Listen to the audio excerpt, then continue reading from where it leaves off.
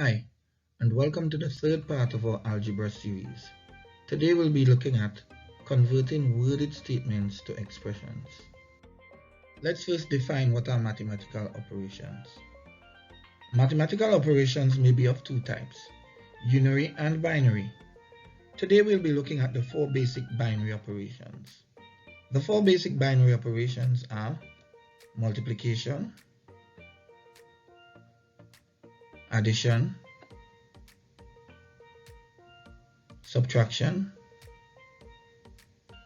and division. Now that we have defined what are mathematical operations, we can look at the definition for mathematical expressions. A mathematical expression has two numbers and a mathematical operation in the middle. Here are some examples.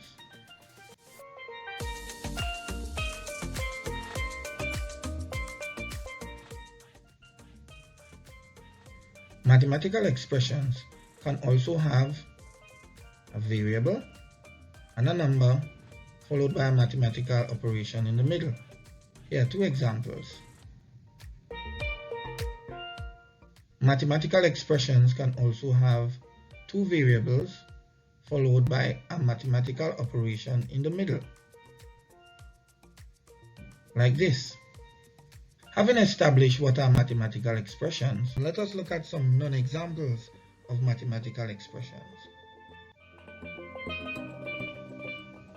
Can you say why this is a non-example?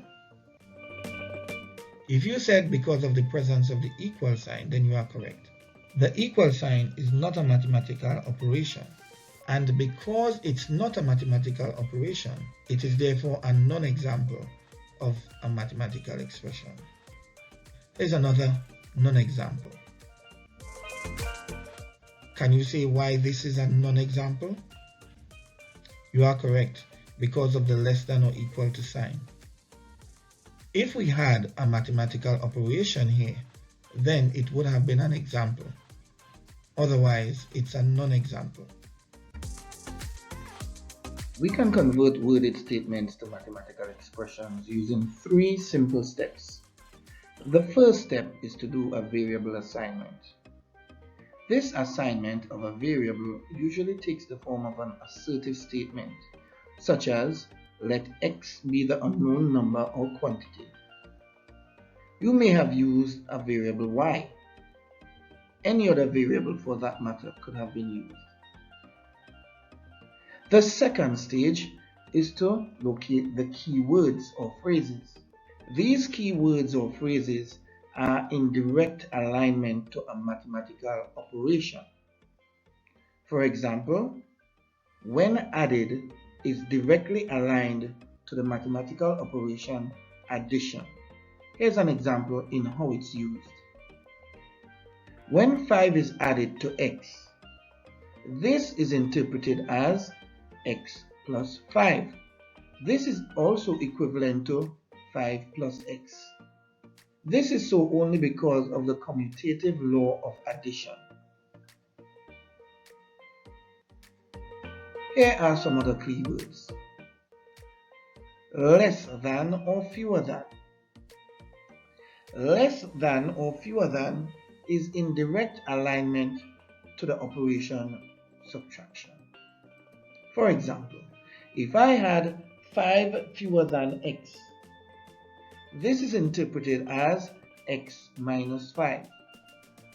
5 minus x is not the same as x minus 5, however, simply because the subtraction operation is not commutative. The squared of a number. The squared of a number is written as x squared. Now this is something you need to be careful of. For if you had the squared of 1 less than x, whenever you see a combination of operation with the squared of before the statement, it means that the entire statement must be squared. That is to say, we do the normal hierarchy of operations and square everything. In this case, 1 less than x is written as x minus 1. Then we square this entire expression like this to reflect the squared of 1 less than x. This could be rather tricky, so let's do some more examples. Suppose if I had a number squared less 1. Note where the term squared appears. This means x squared minus 1. If I had 1 less than a number squared, then we'd have 1 minus x squared. If I had the square of 1 less than a number, remember, this is the tricky part. When we see the square of immediately at the front of the phrase, this means that the entire expression is squared. Here are some other keywords. The product of x and y is written as xy. We saw this as one of the convention in our earlier videos. The square root of x is written as root x, and the difference between x and y is written as x minus y. The third stage is to combine the keywords with their assigned variables. Here are some examples. The square of 5 times a number plus 3. Let's do our variable assignment. Let p be that unknown number. Now we are going to look for the keywords. The keywords here are the square of 5 times and plus 3. Remember, everything follows the normal hierarchy of operations, but everything will be squared simply because the square of appears before the entire statement. So we would have 5 times p, 5p, plus 3 means we are going to add 3. Since it is the square of this, we square everything. This is referred to as the square of 5p plus 3, or sometimes your teacher may say 5p plus 3 all squared. Either two can work. This is your answer. The difference of two squared numbers. Here, when we do our variable assignments, we have two numbers being referred to here. And since these two numbers are unknown and are not the same, then we will say let x be the first number and y the second number. We are now going to look for the keywords, and the keywords here are the difference and two squared numbers. Now we are going to combine the two. This would mean x squared minus y squared. Since x is the first number and this is squared, and y is the second number, which is also squared. Here's another example.